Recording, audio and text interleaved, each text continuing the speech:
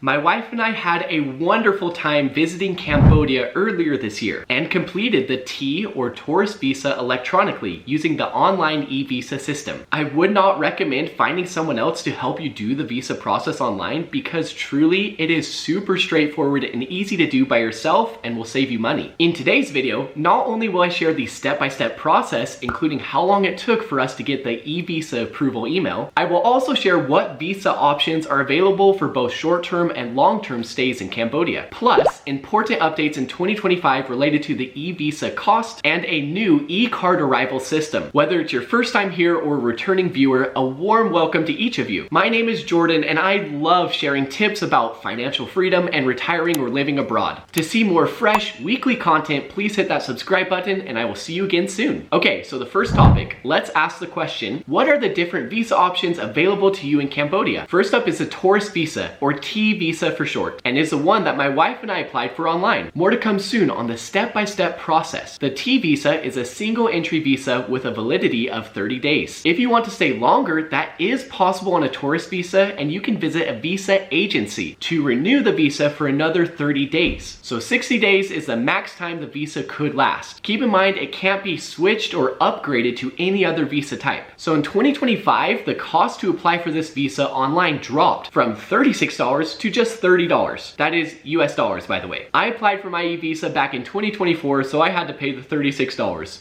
So sad. But honestly, it's okay and I'm happy that you'll be able to get that lower price. Now, if your aim is to stay long-term in Cambodia, you'll want to first obtain an E-class visa, otherwise known as the ordinary or business class visa. Okay, they're all the same, E-visa, business, and ordinary, okay? The initial duration is 30 days, but once in Cambodia, you can then visit a visa agency to extend the visa for either 1, 3, 6, or 12 months. And I mean, if you're going to stay long term, you might as well go with that 12-month option, right? When extending your visa, you can upgrade or change it from the ordinary to either an EB or an ER visa type. EB is for business or employment, and ER is for individuals over the age of 55. So yeah, for the scope of this video, I'll leave it at that, but if you are wanting more details, I do go into each of these visa types extensively in my other video. Feel free to check that out. All right, the time we've been waiting for has arrived. Let me take you through step by step on how to apply for the tourist e-visa online. First and foremost, you'll want to apply directly on the Cambodia's government website. As of today, it is www.evisa.gov.kh. Okay, this is the landing page of that official government website. You'll want to scroll down here and you'll see the Welcome to e-visa with the big blue Apply Now button. And yes, it is broken down into 3 simple steps: apply, pay, and download. We'll jump into that in just a bit. I like how there's some more useful information at the very end of the landing page. You can learn even more about the visa types, how to get e-visa approval. There's the nice list there of the name of ports, and you can also get the Agner Wat tickets online. All right, let's go back now and click on the Apply Now button. Here we can see the e-visa application is broken down actually into 5 steps. There's security, application, review, payment, and complete. First up is security. So let's scroll down here to the CAPTCHA, and you'll just go ahead and enter that in there and click on the Apply Now button. After that, immediately this box will pop up that says Scan Passport. You'll want to go ahead and attach a picture of your passport at this time. I tried to skip this page to see if you could go to the next part in the application without attaching your passport photo, but it is required, so make sure to snap a photo of your passport picture and upload it here. And I mean, it's pretty nice because it automatically fills in a lot of the fields for you, but you'll want to go through and make sure everything is 100% accurate. And part of that step is you can see on the right hand side, you'll want to check each of the boxes verifying your information. And I tried, you can't continue unless you check each of those boxes. So just go through this part, it's very simple and it should be the information found on your passport for the personal information portion. Okay, and put in the hotel name and the address for that address during visit, the address in Cambodia. I'll go ahead and open up this occupation section so you can see what options are available, and just go with the one that best describes your current situation. There's also where did you hear about us section. You can choose from one of these as well. Okay, let's scroll down to the passport and travel detail. Here, a lot of the information is carried over from your passport photo. Just ensure, as I mentioned before, that is all 100% correct. For visa type, this goes back to what I mentioned previously. There's the Visa T for tourist, which is $30, or the Visa E, which is that business or ordinary class visa. That one is $35. Okay, on to port of entry. This is just where you will be arriving in Cambodia. Here are those options for you, and choose the one that you'll be arriving at. I'm telling you, this is a very easy online process. Okay, make sure you check those boxes, always verify, and we'll scroll down to supporting documents. Here you'll want to attach your flight tickets, both for your arrival and departure. Take a screenshot of your hotel reservation and put that in here, and any other documents that you'd like to provide. All right, and go ahead and click on next to go to the review section. Here again, just look over all of your information, double check it, including the visa type, email, etc. When you scroll down, you'll see this note saying that basically the payment is non-refundable. You can look through the terms and conditions, check that box, and click submit. From there, we're taken to step number 4, which is payment. We can see all the different payment methods, and this part is very straightforward. You'll just want to follow through with the steps to complete the payment. All right, so not too bad, right? It's very simple and the process is very pain-free. Okay, friends, so how long does the e-visa approval take? It may be different depending on the individual or circumstances, but for my wife and I, it was super fast. So after applying on December 24th of 2024, I received a submit application notice the same day, and it was titled e-visa submit. We can see here it was from no reply at evisa.gov.kh. That's what it was at the time I applied. I'm not sure if that will change in the future, so that's just an FYI. Towards the end of this email, there's a section with some additional helpful info if you need it, such as if you didn't receive the payment confirmation email to check your spam folder. There's also some helpful contact information and so on. But fortunately, friends, just a few minutes later, I received the payment confirmation email. So first the submit e-visa confirmation, and then a few minutes later, the payment confirmation. And there's just that note there saying to frequently check on your email to stay up to date on any visa updates. If needed, you can actually resubmit your payment at the check and change section with your reference number that's in the email and your primary contact email. And guess how long it took for us to receive our e-visa approval? It only took 2 days. Wow, that's pretty amazing, right? The email was titled e-visa approval. Make sure to look for the attachment. It is an e-visa certificate. You want to make sure that all the information on your e-visa certificate is correct and accurate, and there's an email contact just in case you need to change something. You will see the label of Cambodia e-visa in your credit card statement for this transaction. The e-visa itself is only valid for 1 entry. Now here's an important part. To print out 2 copies of the e-visa certificate. 1 copy will go to immigration as your travel visa, and the other upon your departure. Something else nice here is that it doesn't need to be in color. You can print out your e-visa certificate in just black and white. And it's also said here to print it out in A4 format. Again, if you need to change anything, you can go online to the check and change section. All right, let's talk briefly about the new e-arrival card that just started in 2025. Keep in mind, this is different than the e-visa process that we just went through, and this e-arrival card system went into effect on January 1st, 2025. It's a new digital system to ensure a smooth arrival. Essentially, all travelers should fill out an online form 7 days before arrival at arrival.gov.kh. Once completed, make sure to save the QR code to use when entering Cambodia. Not the hugest update, I know, but still, something to be aware of when making preparations to enter the country. If you found this video insightful, please consider dropping a like and subscribe for new content to come shortly. Thank you all and safe travels.